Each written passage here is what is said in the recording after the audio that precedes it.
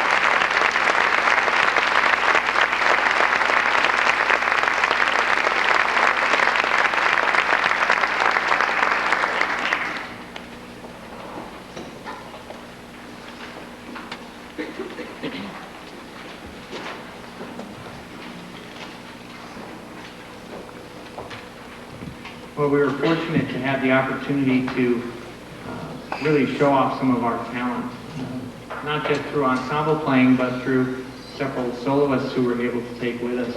Angie Hoganson got the opportunity to perform the solo that she performed during the Pops concerts, and Adam Esposito, who you'll have the opportunity to hear a little bit later, and of course Benjamin Hersey, who performed a Scottish folk song called Annie Laurie. And here to perform that for you is Benjamin Hersey. Please welcome Ben.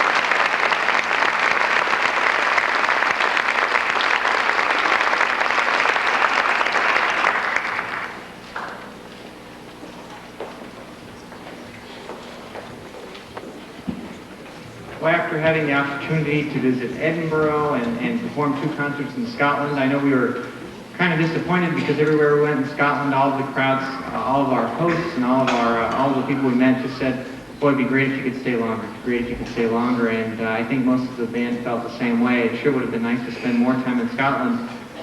But there was more of Great Britain to see, so we loaded our coaches. And we went to Manchester. And in Manchester, we had the opportunity to perform at the Royal Northern Conservatory of Music. At the Royal Northern Conservatory of Music is a rather important person, especially in the history of Thomas Jefferson High School. Clark Rundell, whose mother Catherine teaches piano here in Bloomington, is one of the band directors at the Royal Northern Conservatory of Music. He graduated from Jefferson, I believe, in 1981. He was a drum major. He attended Northwestern University, and then it was off to Manchester, where he's been. So he was our gracious host. He was the person who made most of the arrangements for us. Upon our arrival in Manchester, we had the opportunity to check into our facility. It's a lovely dorm, and we all had our own dorm rooms, which was kind of fun. Well, and then we had the opportunity to go back to the Royal Northern Conservatory of Music, and we had the pleasure of having Clark conduct us. And Clark said that he's conducted the Liverpool Symphony, the BBC Symphony. He's conducted a number of orchestras and some of the greatest wind bands and brass bands in Great Britain, and he rarely gets nervous. But he said he was really quite nervous for our group to arrive and to conduct the group. I really had to twist his arm to get him to step on the podium and rehearse the group a little bit and conduct them. And later I asked why he was so nervous, and he said because we could all go back and tell his mother how bad he was. But actually, he was quite good, and we enjoyed the opportunity to visit with him. After dinner, right there at the Royal Northern Conservatory of Music, we got to do a recording session, which for me and I think for the students too was certainly one of the highlights. I spent most of my weekend and most of the afternoon today listening to the recordings that we made there, and they're astonishing. They're just wonderful, wonderful recordings. And tomorrow evening, I'll visit with Mel Tollefson of Melody Recording, and we're going to edit the rest of that cassette, and hopefully on Wednesday or Thursday it'll be shipped to California, where we're going to produce some compact discs from that recording that we made in Manchester. And at this point, we're hoping that half of that disc will contain things from this past year's marching band, and the other half will include many of the selections you've heard tonight, and of course all of the things that we had the opportunity to record at the Royal Northern Conservatory of Music. It was just a phenomenal hall and a wonderful place to play, and certainly a wonderful opportunity for us to work with one of the greatest conductors in Great Britain. The next day we got to go to Chester, which is a wonderful city full of shops, surrounded by an ancient Roman wall. And that evening we were treated to a musical, a Broadway musical called 3 Steps to Heaven, about the life of Buddy Holly and the Big Bopper and Ritchie Valens.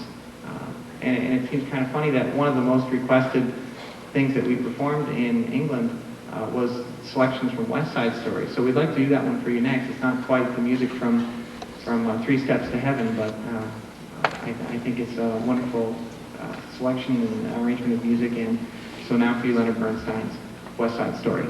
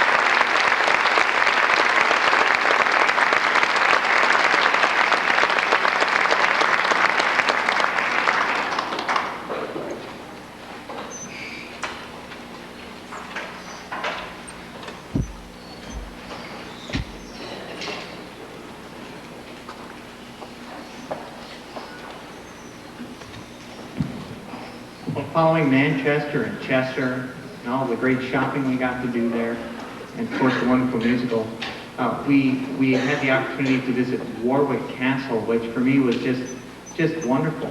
We had seen a couple other castles, including the castle in Edinburgh, which housed the crown jewels of Scotland, which if you ask the Scots are certainly much better than the crown jewels of England, and if you ask the English, their crown jewels are better than the Scottish. But the castle that really took me was Warwick Castle. The grass was beautiful, it was green. The day that we visited, it was probably in the 60s, pushing 70. Wonderful things to see, including some wax figures that portrayed various characters from British history. From there, we went to a place called the Oundle School, which is where we were housed for the next 2 evenings. The Oundle School, to me, resembled the school that you might see in the movie The Dead Poets Society. It was an old building with several attachments to it, and a boys' school. It seemed to be out in the middle of nowhere, but we found it wasn't too far from any of the sites that we were going to the next couple days. I can remember one night the students all were checked into their rooms, and I had the occasion to walk all the way back to where my room was, which is quite a distance. And lining their halls were a number of pictures from the 40s, from the 50s. There was a book in their library about this thick about the history of this school. It was just amazing, the tradition, and one of the big signs said a tradition of excellence, and I thought how appropriate for us to be staying in a wonderful place, since that is something that we try to abide by as well. It truly was a different experience from the dorm that we had been in previously in Manchester. Well, again, in pursuit of excellence, and certainly you've heard excellence this evening, and we did mention our 3 soloists, Angie and Ben, and the final soloist that we took on the tour with us was Adam Espeziman, who performed appropriately enough the Bluebells of Scotland. So here for you this evening is Adam Espeziman with the Bluebells of Scotland.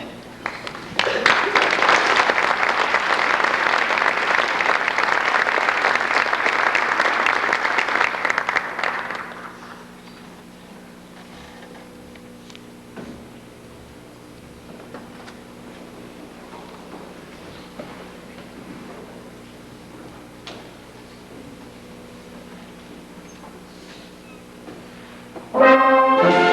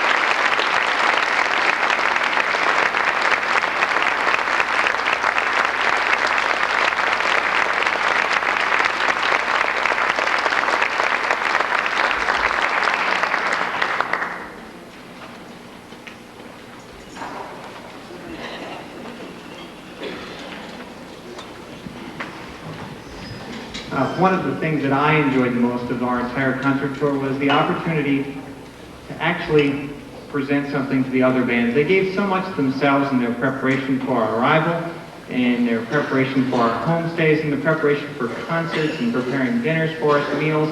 We had a dance at one school. It just seemed like the thoughtfulness and the gifts just kept coming and coming and coming. So at each school, I had the opportunity to present them with a gift. One was a small certificate to thank them for all of their hospitality, for the wonderful time that we had. A small school medallion which had the embossed seal of our school. And the final was sort of an enticement. It was a copy of the parts for Minnesota March. We felt it kind of appropriate to give that to each of the schools, a set of parts and score, so that perhaps those bands would come and spend some time with us somewhere down the road. I think it would be a wonderful exchange program if we could get it going, and certainly I think all of the students on the stage would have no trouble preparing or going back to England or Scotland again. It was certainly a wonderful, wonderful experience. The piece that was certainly the hit of our tour was the hit of the NMEA concert and the hit of the Pops concert. It was Ghost Train, and it seems appropriate that if we're going to kind of bring our trip to a close, we should perhaps bring our concert this evening to close with Ghost Train. It certainly, it seemed to create a bond. We found out that the folks in Great Britain are quite fond of things that are pertaining to the American West, to the Old West, and Ghost Train was certainly appropriate as it described the ghost train riding through the canyons at night. So here for you this evening is Ghost Train.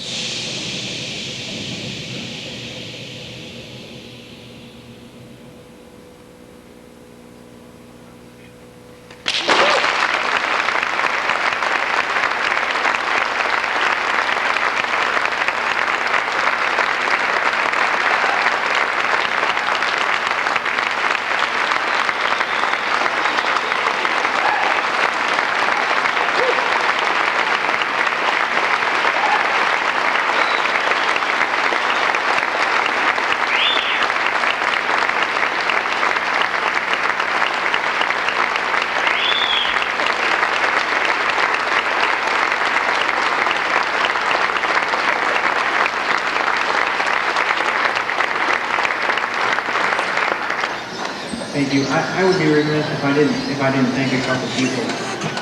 First of all, I'd certainly like to thank Mrs. Marvin Nelson, who I know is here this evening to hear the students one more time.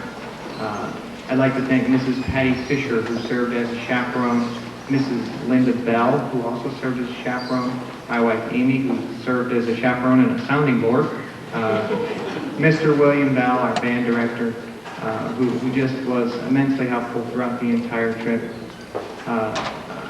Unfortunately, they're not here, but our coach drivers were just wonderful people who helped us along the way. Clark Rundell, who made all of the trip possible, who helped us to make all the arrangements, certainly played a key role in all of this. And finally, I'd like to thank the people who are sitting behind me, because certainly without them, without the trust that I could place in them, without their performances, without their hard work, without all of their effort, none of the trip would have been possible. They left such a warm feeling with all of the groups, with all of the hosts, with all the directors, wherever they went. They certainly were the pride of Minnesota, if not the pride of the United States, during their journey to the United Kingdom. I'm immensely proud of them. I don't tell them that often enough, but their performances, their behavior, everything that they were asked to do, they accomplished, not just to accomplish, but they accomplished it and took it one level further. So I'm immensely proud of them. So for them and for you, it seems like we should kind of play America the Beautiful to complete this evening's program.